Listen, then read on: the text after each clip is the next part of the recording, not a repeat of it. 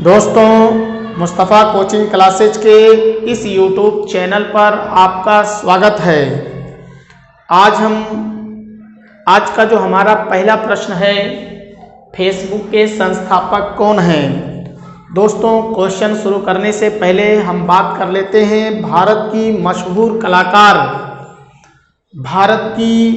मशहूर गायिका लता मंगेशकर जी का आज सुबह मुंबई में इनका निधन हो गया। इनका जन्म मध्य प्रदेश के इंदौर में हुआ था। लता मंगेशकर की कला, इनकी विशिष्ट योगदान को देखते हुए भारत सरकार ने इन्हें 2001 में भारत के सर्वोच्च नागरिक सम्मान भारत रत्न से सम्मानित किया। फिल्मी इंडस्ट्री में दिया जाने वाला जो है देश का सर्वोच्च नागरिक सम्मान दादा साहब फाल्के अवार्ड से भी इन्हें 1989 में सम्मानित किया गया। देश का दूसरा सर्वोच्च नागरिक सम्मान पद्म विभूषण से भी इन्हें सम्मानित किया गया। देश का तीसरा सर्वोच्च नागरिक सम्मान पद्म भूषण से भी इन्हें सम्मानित किया गया। तो आज सुबह मुंबई में लता मंगेशकर जी का निधन हो गया। आज का हमारा जो पहला प्रश्न है, फेसबुक के संस्थापक कौन है, सुंदर पिचाई या मार्क जुकरबर्ग कौन है। दोस्तों, दुनिया की नंबर 1 इंटरनेट कंपनी जिसे हम गूगल के नाम से जानते हैं, दुनिया की नंबर 1 इंटरनेट कंपनी जिसे हम किस नाम से जानते हैं, गूगल के नाम से जानते हैं। गूगल के बाद दुनिया की दूसरी सबसे बड़ी बेस्ट वेबसाइट है मार्क जुकरबर्ग द्वारा बनाया गया फेसबुक। आज दुनिया की सबसे बड़ी नेटवर्किंग वेबसाइट के संस्थापक हैं मार्क जुकरबर्ग।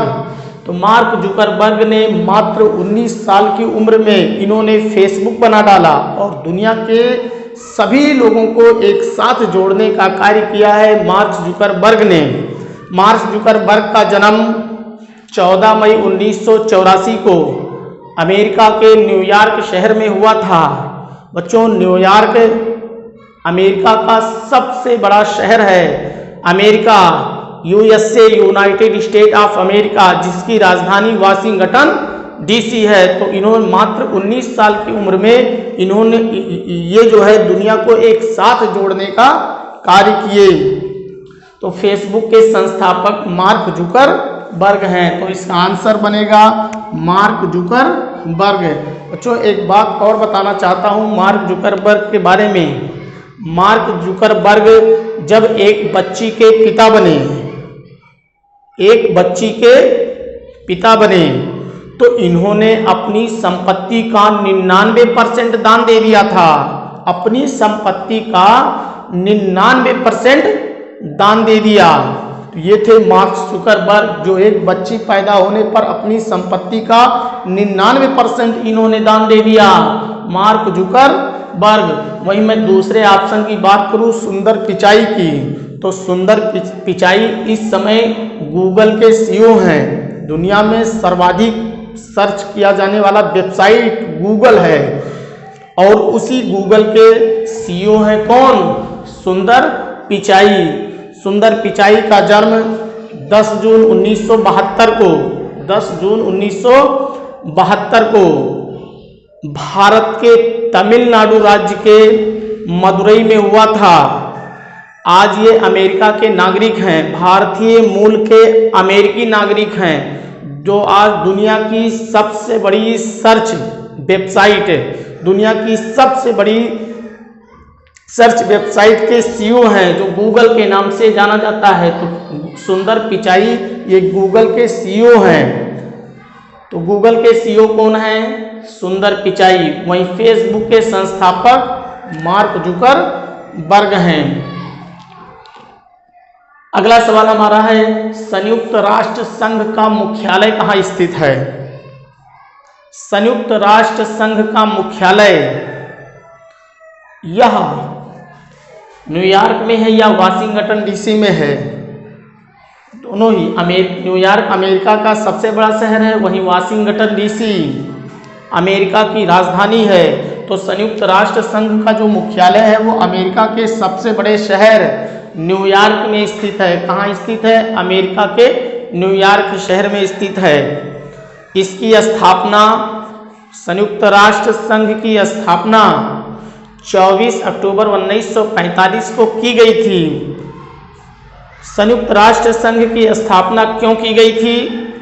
संयुक्त राष्ट्र संघ की स्थापना इसलिए की गई थी जिससे कि विश्व में शांति बनाया रखा जा सके। तो विश्व में शांति स्थापित करने के लिए संयुक्त राष्ट्र संघ का निर्माण किया गया। बच्चों, द्वितीय विश्व युद्ध चला 1939 से 1945 तक। द्वितीय विश्व युद्ध के समय अमेरिका ने जापान के 2 बड़े शहरों में परमाणु बम गिरा दिया। जापान के 2 बड़े शहर हिरोशिमा और नागासाकी में परमाणु बम गिराया। किस देश ने गिराया? अमेरिका ने गिराया। और जापान पूरी तरह से तबाह और बर्बाद हो गया। जापान में लाखों लोग मारे गए।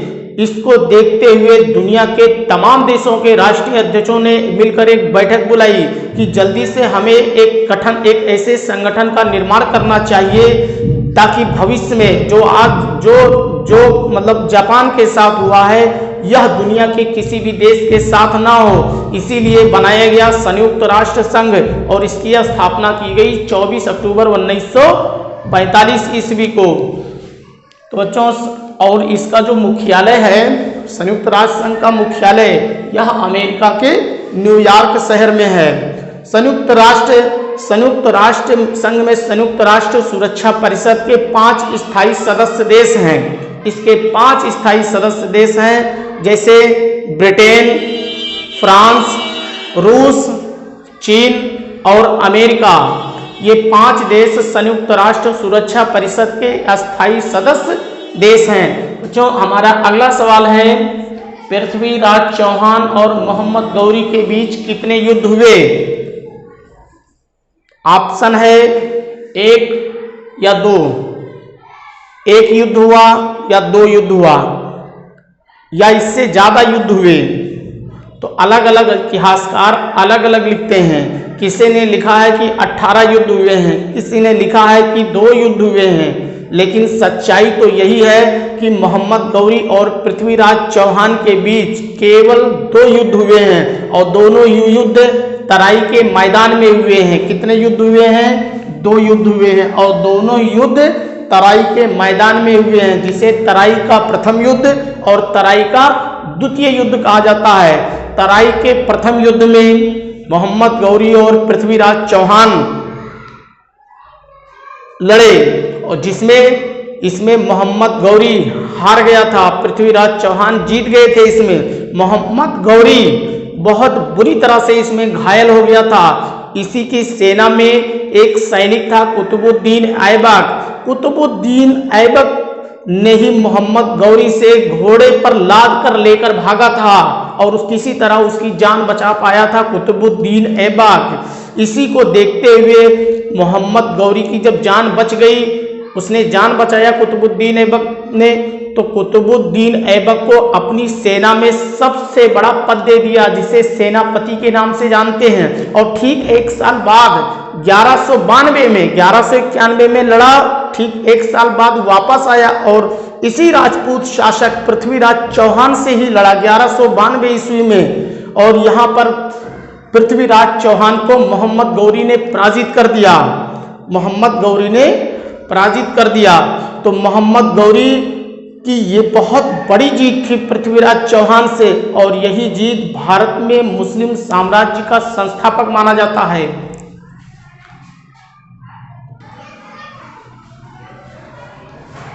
तो 1192 ईस्वी में जब मोहम्मद गौरी ने पृथ्वीराज चौहान को पराजित कर दिया, तो ये मोहम्मद गौरी की बहुत बड़ी जीत थी। मोहम्मद गौरी, इसीलिए मोहम्मद गौरी को भारत के इतिहास में मुस्लिम साम्राज्य का संस्थापक माना जाता है, क्योंकि यहाँ के राजपूत शासक पृथ्वीराज चौहान को इसने पराजित किया। तो भारत में मुस्लिम साम्राज्य का संस्थापक माना जाता है मोहम्मद गौरी को। तो मोहम्मद गौरी ने पहला युद्ध तो पृथ्वीराज चौहान से हार गया, लेकिन 1192 वाला युद्ध इसमें मोहम्मद गौरी जीत गया था। हमारा अगला प्रश्न है, भारत रत्न पुरस्कार प्राप्त करने वाली पहली महिला कौन थी? मदर टेरेसा या इंदिरा गांधी? भारत रत्न भारत सरकार द्वारा दिया जाने वाला भारत का सर्वोच्च नागरिक सम्मान सबसे पहले किसे मिला? किस महिला को मिला? तो आंसर बनेगा इंदिरा गांधी। इंदिरा गांधी को भारत रत्न पुरस्कार सबसे पहले मिला था। वहीं हम बात करें मदर टेरेसा की, तो मदर टेरेसा को भी भारत रत्न मिला। मदर टेरेसा को 1980 में भारत रत्न मिला था। वहीं हम बात करें तो मदर टेरेसा को दुनिया का सर्वोच्च नागरिक सम्मान नोबेल पुरस्कार भी मिला है 1979 में, यानी भारत रत्न मिलने से ठीक एक साल पहले मदर टेरेसा को दुनिया का सर्वोच्च नागरिक सम्मान नोबेल पुरस्कार भी मिला। मदर टेरेसा किस देश की रहने वाली थी? तो मदर टेरेसा यूगोस्लाविया देश की रहने वाली थी, जो कि यूरोप महाद्वीप में पड़ता है। किस महाद्वीप में पड़ता है? यूरोप महाद्वीप में। तो इंदिरा गांधी पहली महिला थी जिन्हें भारत रत्न पुरस्कार मिला था। एक चीज और बच्चों, इंदिरा गांधी जब देश की प्रधानमंत्री थी तो जो भारत रत्न दिया जाता है यह राष्ट्रपति के हाथों दिया जाता है, लेकिन नाम की जो सूची जारी करता है यह प्रधानमंत्री जारी करता है। किसको देना है यह तय करने का अधिकार सिर्फ प्रधानमंत्री को होता है। तो इंदिरा गांधी और इनके पिता पंडित जवाहरलाल नेहरू जब प्रधानमंत्री थे तो इन्होंने ये पद पर रहते हुए जो है ये भारत रत्न ले लिए थे।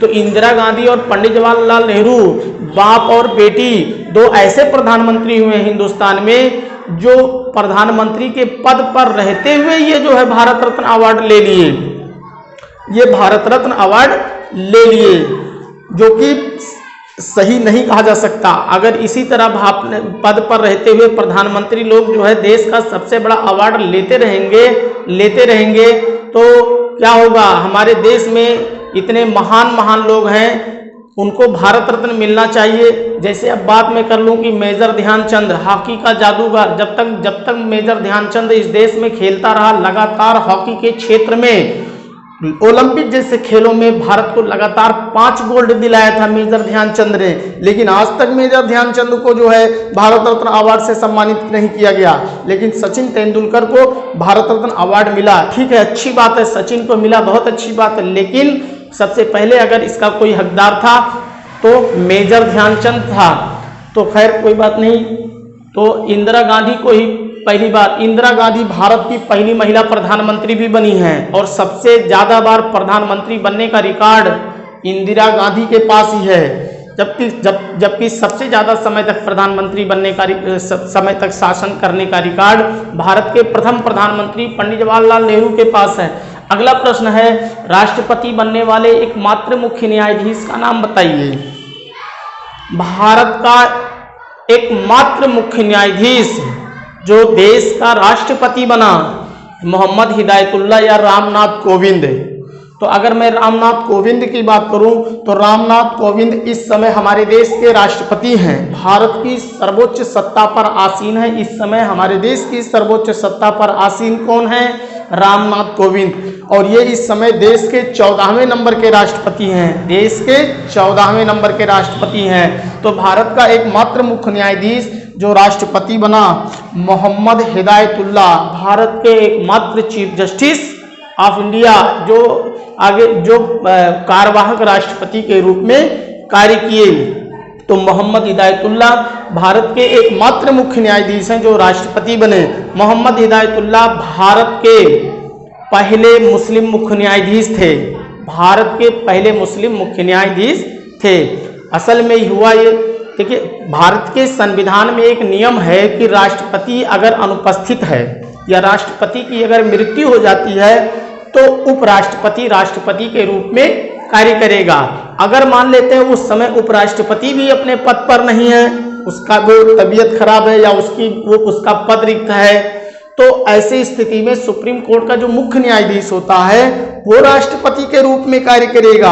और अगर मान लेते हैं उस समय उसका भी पद रिक्त चल रहा है, तो ऐसे में देश के जो उच्च न्यायालय हैं उन उच्च न्यायालय के मुख्य न्यायाधीशों में जो सबसे वरिष्ठ मुख्य न्यायाधीश होगा उसे राष्ट्रपति के रूप में कार्य करने का अवसर प्राप्त होगा। भारत के इतिहास में एक बार ऐसा हो चुका है, जी हाँ, भारत के इतिहास में एक बार ऐसा हो चुका है। भारत के तीसरे राष्ट्रपति और भारत के पहले मुस्लिम राष्ट्रपति डॉक्टर जाकिर हुसैन की हम बात कर रहे हैं। डॉक्टर जाकिर हुसैन की पद पर रहते हुए मृत्यु हो गई और उस समय हमारे देश के उपराष्ट्रपति थे बीबी गिरी। और जैसे ही राष्ट्रपति जाकिर हुसैन की मृत्यु हुई, बीबी गिरी को यह पद मिलना था, बीबी गिरी ने अपने पद से इस्तीफा दे दिया और वो राष्ट्रपति के चुनाव में खड़े हो गए। तो ऐसे में उपराष्ट्रपति का पद रिक्त हो गया। तो उस समय सुप्रीम कोर्ट के मुख्य न्यायाधीश थे मोहम्मद हिदायतुल्लाह, जिन्हें राष्ट्रपति के रूप में कार्य करने का अवसर प्राप्त हुआ। तो मोहम्मद हिदायतुल्लाह भारत के एकमात्र मुख्य न्यायाधीश हैं जिन्हें राष्ट्रपति के रूप में कार्य करने का अवसर प्राप्त हुआ है और ये 2 बार भारत के कार्यवाहक राष्ट्रपति रहे हैं। स्टूडेंट्स, वीडियो अच्छा लगा हो तो प्लीज़ वीडियो को लाइक कीजिए, सब्सक्राइब कीजिए और दोस्तों को शेयर कीजिए। मिलते हैं नेक्स्ट डे एक नए वीडियो के साथ।